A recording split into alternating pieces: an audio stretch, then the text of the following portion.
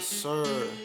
Yo, everybody thinks they know what's best, but I only know one way that's best. That's God's way all day, every day. Alright, so quick rundown of what we're going to be doing is we're going to be answering these tough questions about Christianity that caused another brother or who used to be a brother to leave the faith. And he's basically telling people that we need to ponder these questions and ask ourselves seriously, you know, the answers and why would God do this and why would God do that. He's already given all the answers that usually Christians would give, but there's a lot of Christians that haven't given these answers I'm about to give. But I already went live on Instagram about the situation, so we're going to go into it. If you keep hearing ping noises, it's Discord. I've tried my best trying to silence them. Just love them for now, all right? So I'm going to play a video here. Don't worry, there's no copyrighted music and none of that stuff. But I'm going to play this and I'm going to answer his questions just like I did in the Instagram feed. I have a little bit more detail on Instagram, so I'm going to try to give as quick of a response here as possible. If you want more, go to the Instagram feed, follow me on social media. Everything's in the description of my bio. But I just want everybody to understand this and understand how to...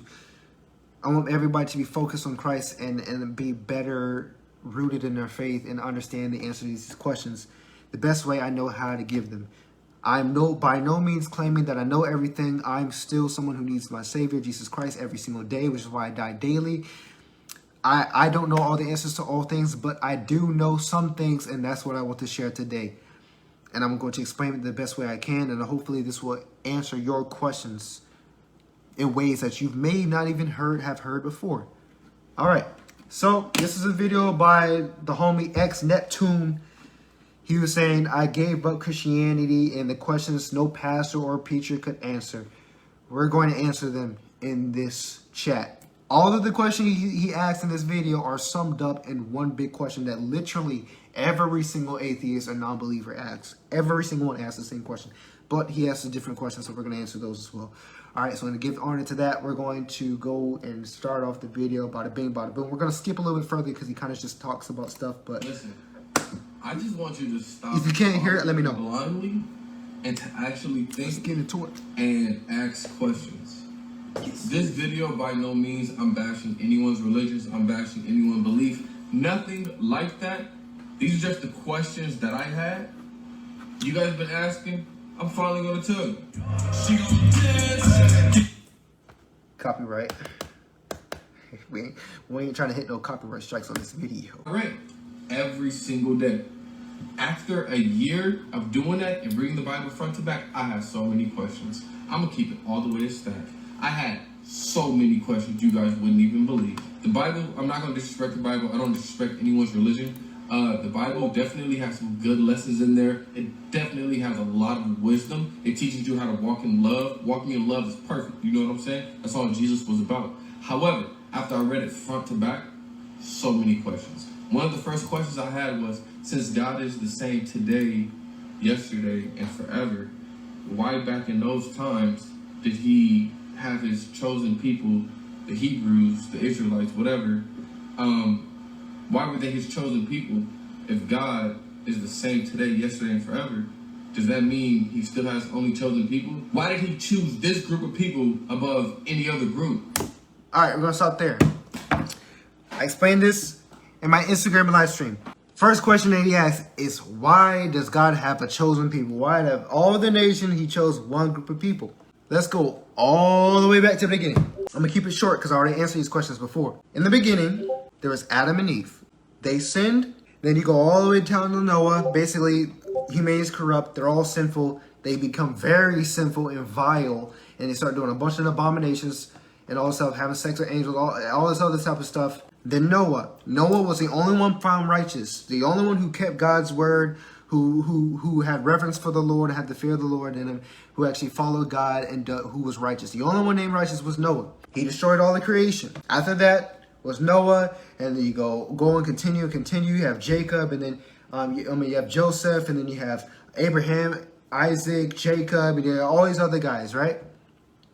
As we can see, there's a specific lineage of people who decided to continue in God's ways. Even though they constantly make mistakes, mistakes and constantly kept screwing stuff up and kept doing things against God's will, these are specific people who still did not deny the Lord's name. Now, of course, there was a point where the Israelites in the wilderness did raise up a golden calf and started worshiping it, but that was only part of the Israelites. That being said, there were still among the Israelites people who actually had a reverence for the Lord. While all the nations ran to pagan gods and idols of silver and gold and all this other stuff, it was only the Jews, only the Israelites who actually continued to at least acknowledge God. So therefore, out of all the nations, God said, you know what? The whole world has forgotten me, so I will choose you and you will be my people. And God gave him certain statutes. He gave them 10 rules. 10. They fell miserably, but they gave them 10. But either way, God chooses the people just like you do. You choose the people who actually want to rock with you. Okay? So God is perfectly just and righteous in doing that. I mean, God gave us free will, so God's not going to violate that. If you don't want God, then God is going to allow you to get what you want. But if you want God, then God is going to nurture you. He's going to be a part of your life. But it's just like if one of your friends treats you like crap and acts like you don't exist, you're going to unfriend that person, aren't you? It's the same thing. We are all given free will, and what we do with that free will, if we freely choose God or we freely choose the devil, is one or the other. You got to choose one. So here's the thing.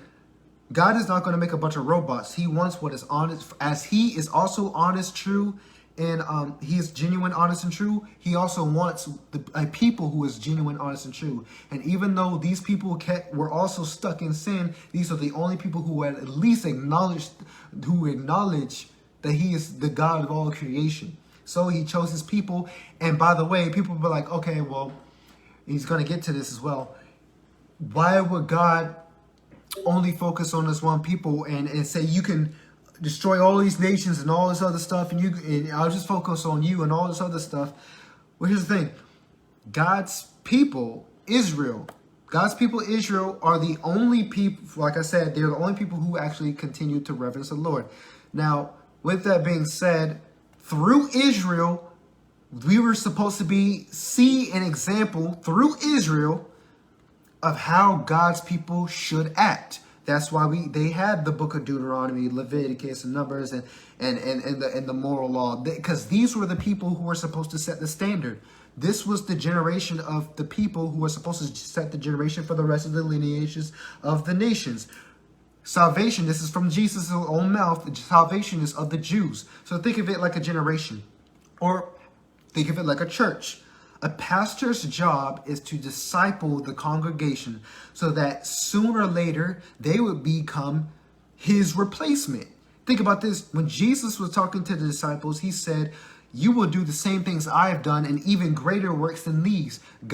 Jesus was literally training his disciples to not only become like him, but even do greater things than he did.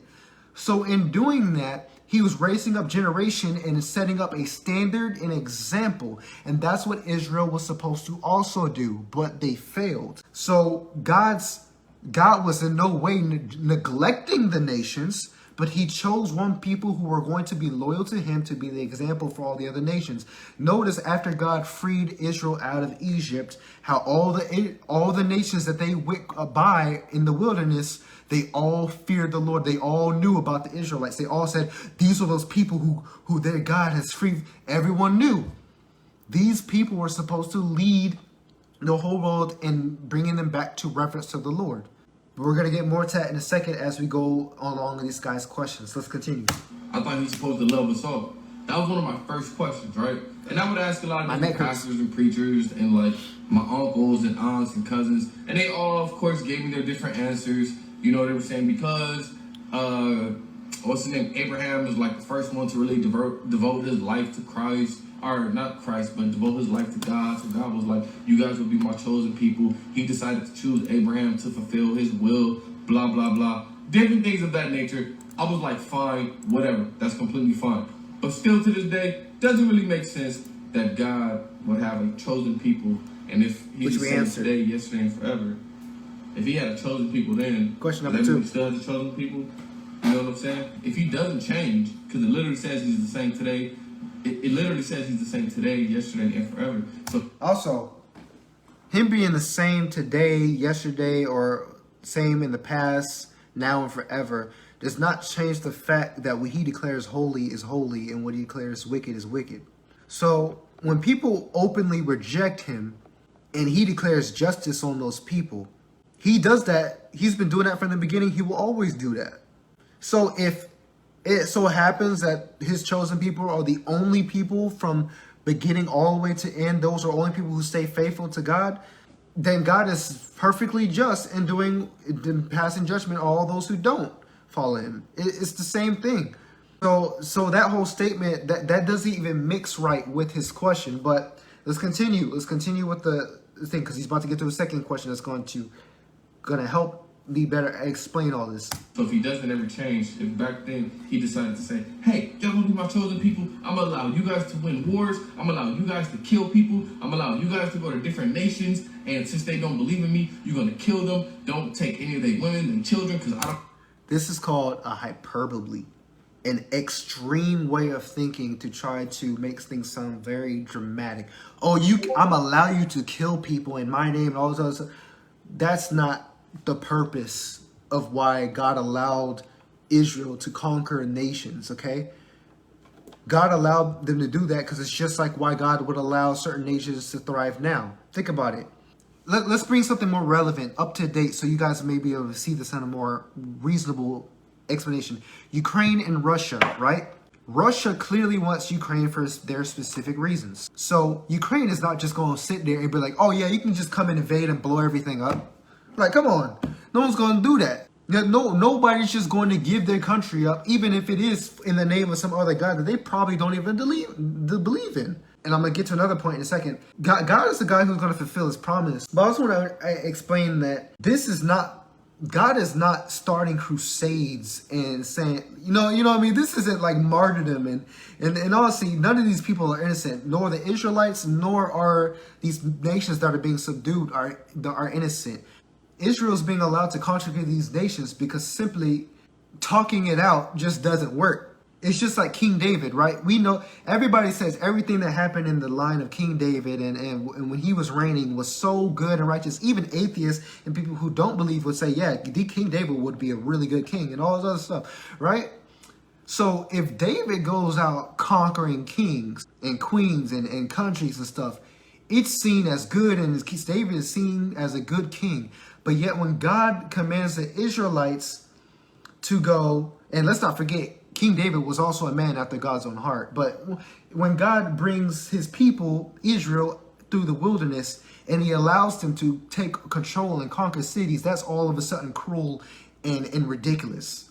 But yet some of you would rather your country win a war, and you would have such patriotism to your country and say, yeah, we're going to rule the world. But that's okay. That's okay if we kill, or you join the army or whatever you kill for the safety of others. But God can't let that be let there be a victory for his own people. That's ridiculous. So, but like I said, this whole thing is a hyperbole. Oh, kill them in my name. You will kill these. Like, no, that's not God does not desire death. And we're going to get to that eventually, because he's going to ask another question that basically questions God's morals. In all honesty, that's what it does. Look at my God, look at my God, look at my God, look at my God. Praise be to Yahweh, praise be to Yahweh. Look at my God, look at my God, look at my God.